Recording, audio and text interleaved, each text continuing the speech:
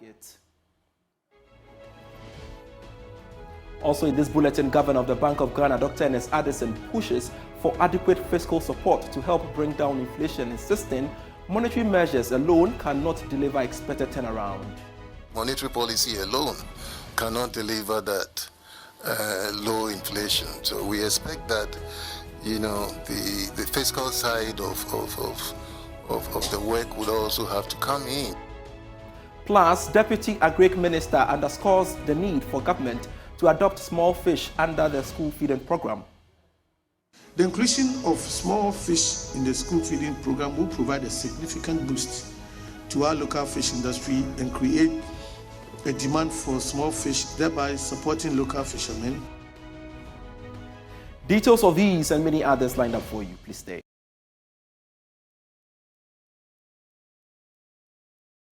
Thanks very much for your company. I am Pius Kojo Baka. Let's now look at our stories. Governor of the Bank of Ghana, Dr. Ernest Addison, is pushing for the required fiscal support to help drive down inflation. According to him, inflation picked up marginally over the last 2 months, forcing the central bank to increase its key lending rate to 30%. Dr. Ernest Addison insists that monetary measures alone cannot deliver the expected results and should be complemented with tight fiscal programs. This is really what is happening globally. Everybody is focused on bringing inflation down, right? So I would have answered that yes, you will continue to see policy tightening until we get inflation where we want it to be. But we also cannot look at it in isolation because monetary policy alone cannot deliver that low inflation. So we expect that the fiscal side of the work would also have to come in with, the appropriate fiscal consolidation and tightening would also help us, in a sense, not to have this persistent increases in the policy rate. But clearly, globally, everybody is focused on bringing inflation down. Financial Stability Fund, the regulations are ready. I believe the minister, after the media review, would make some, provide some clarity on the Financial Stability Fund. So let's wait to hear that later on this week.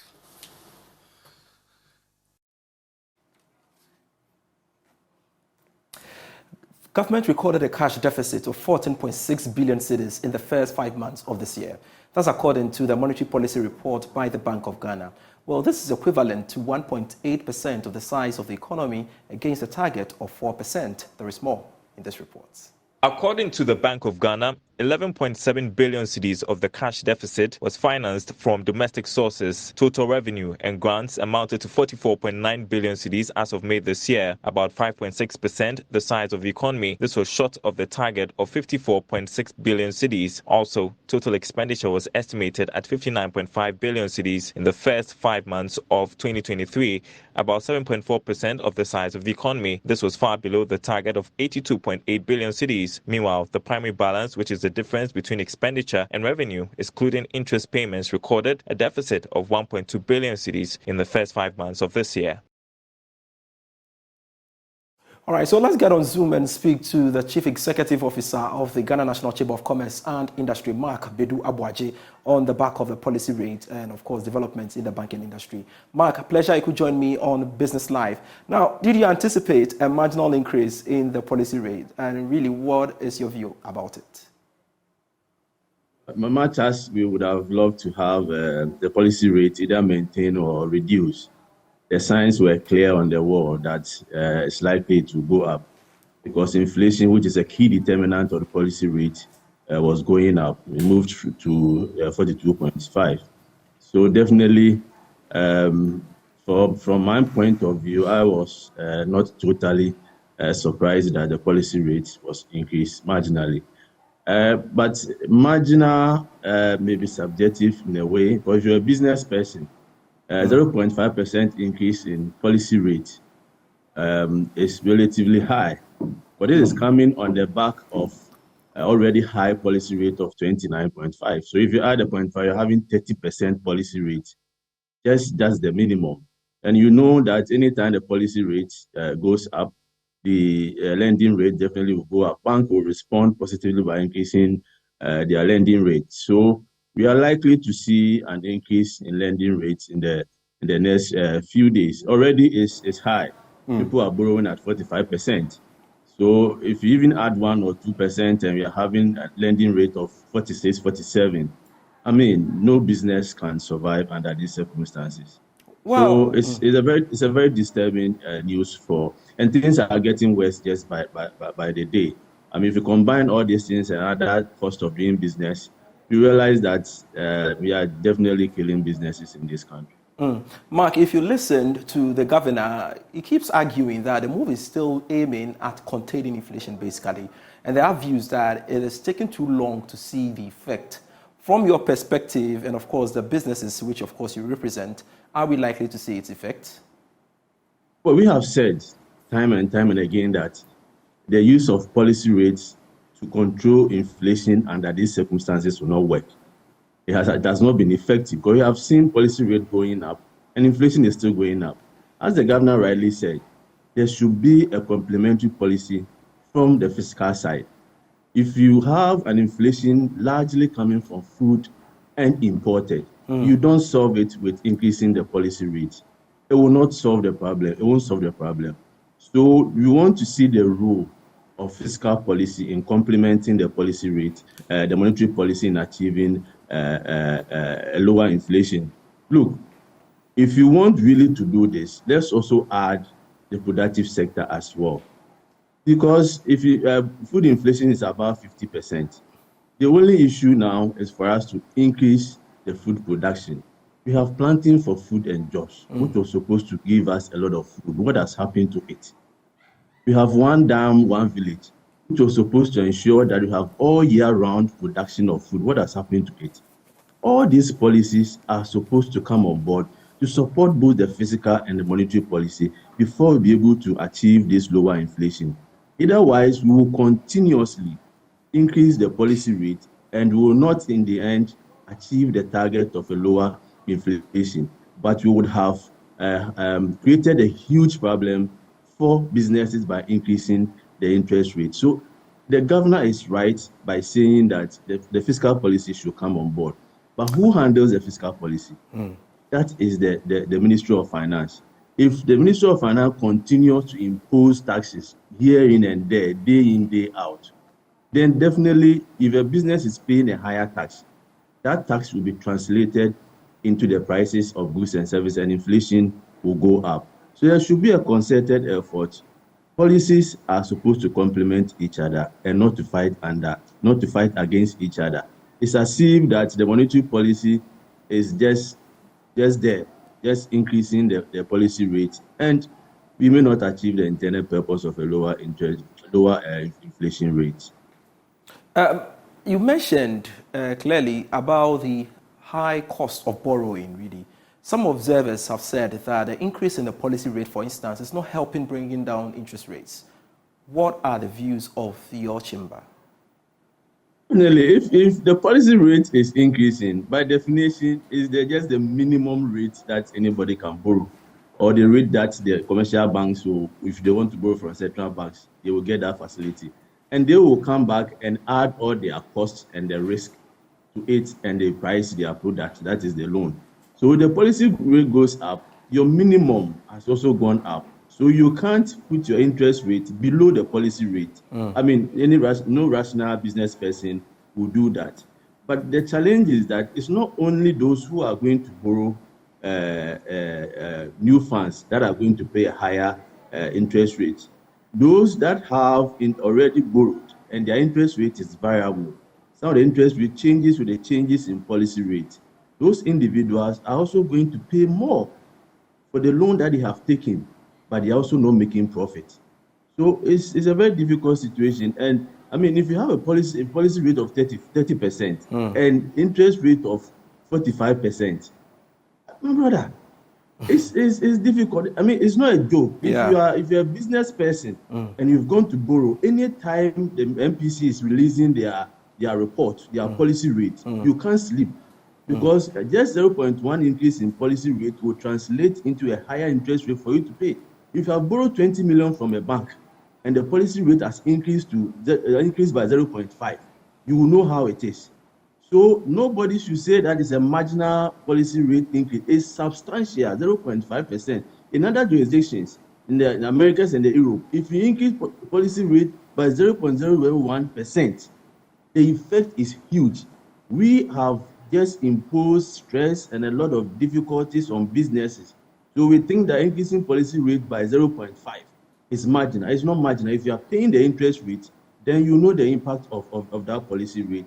So I'm just scared that just the IMF conditionality is also saying that we should tighten monetary policy to control inflation. This policy will not work until the fiscal policy comes in to reduce taxes. If you continue to increase the tariffs of utility tariffs, this monetary policy will not work. If food inflation is very high and we are not getting food, monetary policy will not work. It's not more money in the pocket of people chasing fewer goods. It's a supply side constraint. Food is not there. Producers are producing at a higher cost, and this will translate into higher prices and into inflation. So monetary policy has not been effective, and I've said it, and I'm going to say that it's not effective. They can continuously increase the monetary policy, but it will not solve the inflation that we have. I see. Now, the governor, and of course, which you've rightly articulated, have made calls for managers of the fiscal side of the economy to complement the monetary policies to stabilize the economy. Now, the issue now is how do we bring the finance ministry on board to address this bottleneck of the inability to, bring the fiscal side of the issue to complement the fiscal, really? You see, the governor has a very good relationship. The Minister of Finance. They sit day in, day out. So the Minister of Finance at this time should know that the fiscal policy that is churning out is not supporting the monetary policy to cut down inflation. So he has to come back, sit to the table with stakeholders. Let us look at the way forward. Let's bring in the Agri Minister. Let's bring in the Minister of Trade. Let's all of us look at the inflation that we have. What are the drivers? But if you're able to identify the drivers and solve them individually, that is when collectively we'll be able to reduce the inflation rate. The food minister says that for this period, we are going to increase the basic food that are captured in the computation of inflation. A lot of food will be there. If the Minister of Trade comes and says, I'm supporting the manufacturing sector, so that goods that we are importing, we are going to produce those goods in here, then the imported inflation will go down. Then the fiscal policy will also come in and say that the taxes that I'm imposing, the nuisance taxes, the counterproductive taxes that the Minister of Finance has been imposing on businesses, if they are going to reduce these taxes, then definitely anytime you increase the monetary policy rate, that component of the inflation that is being captured by more money chasing fewer goods will be effective, because the monetary policy rate will now handle that component of the increase in inflation. If that part is solved and the other sectors, other drivers of inflation are not tackled, we will not have the results that we want. They can increase the policy rate to 100%. Inflation will follow suit, and it will get to 100% if they continue with this. Mark, quickly, so in these times, how are you going to survive? Very difficult moment, disturbing moment. Gone are the days where if interest rates are high in Ghana, people are able to get funding from outside at a lower rate. Now, because of our current economic situation, our investors are also being skeptical about bringing in money. Secondly, the only source that we also get to invest in our businesses is when we make profit and reinvest. Businesses are not making that profit, they are making losses, only if you are breaking even. So that part is also closed. So it's a difficult situation. So if you want to expand, you will shelve that idea of expanding because you can't borrow at 45% to expand. Even those who want working capital are not getting it because cost of credit has also gone up significantly. So businesses will just, those that are producing, will produce at a minimal level that will not cause them to go and borrow. Those that cannot survive, definitely will close down. And this is obvious. I said it the last time that you have been visiting some companies, and some of them, they have closed down, and people have been laid off. It is real. And if you continue on this tangent, the number of unemployed people will go up.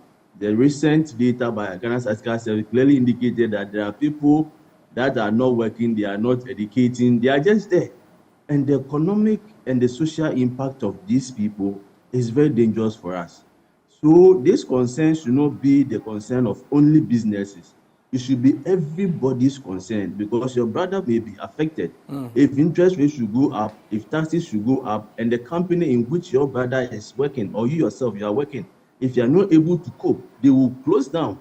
Others are also relocating to other countries. So all of us should be concerned. This issue is solvable. Just that the Ministry of Finance should open its doors and be consulting people, be consulting stakeholders. Don't let them think that they only have the knowledge to run the economy. Running of the economy is a collaboration between the private sector, the ministries, and all the agencies. Let's come together and solve this problem. Very well. Thank you very much, Mark Bedu Abuaje, for your time here on Business Live, rightly articulated. You're still watching Business Live here on the Joy News channel. We've got more for you after this.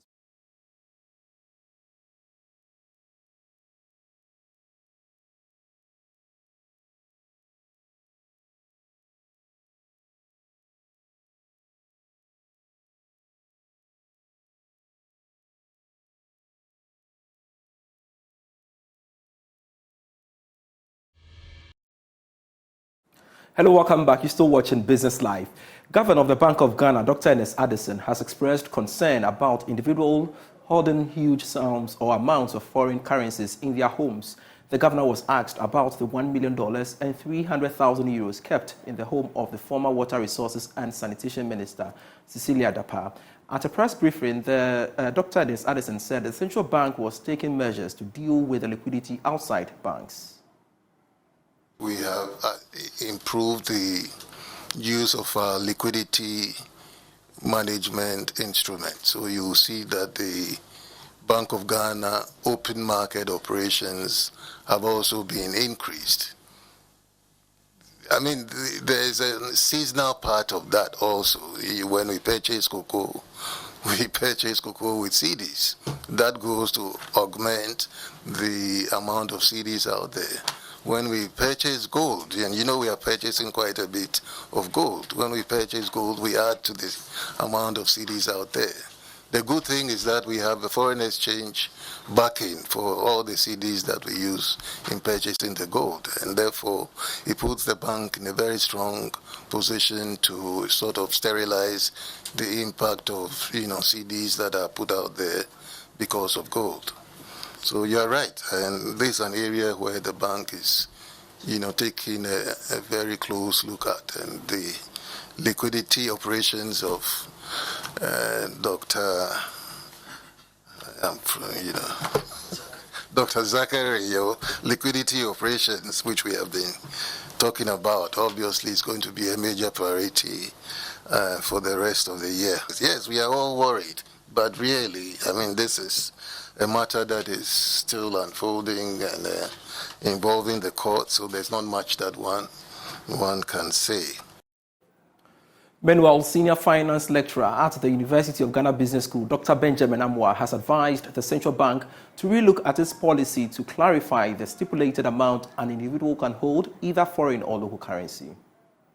The central bank should be going forward, be thinking about how possible if they can have some threshold, how much individuals can hold and how much entities can hold, given a particular time frame. So that within that time frame, if the individual still keeps that money on himself or herself, then some legitimate questions can be asked. Without that, it's very difficult. In the area of even Forex, no matter how much the individual keeps on himself, the law is still not clear. The law says that you need to have permission, authorization from the central bank to deal in Forex. What does it mean?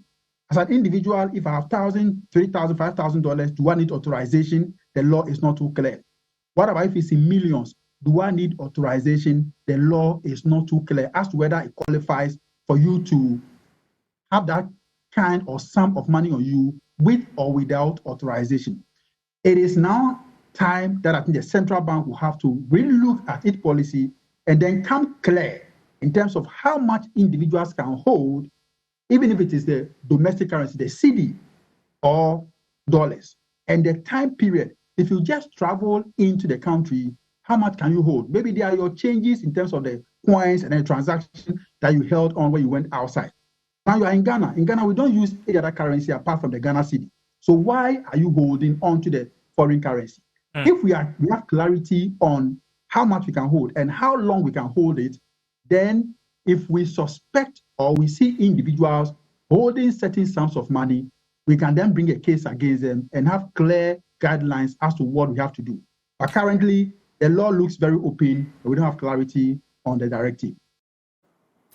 Now, a Deputy Food and Agriculture Minister, Yao Frimpong Ado, has underscored the need for government to adopt small fishes into the diet of young people under the school feeding program.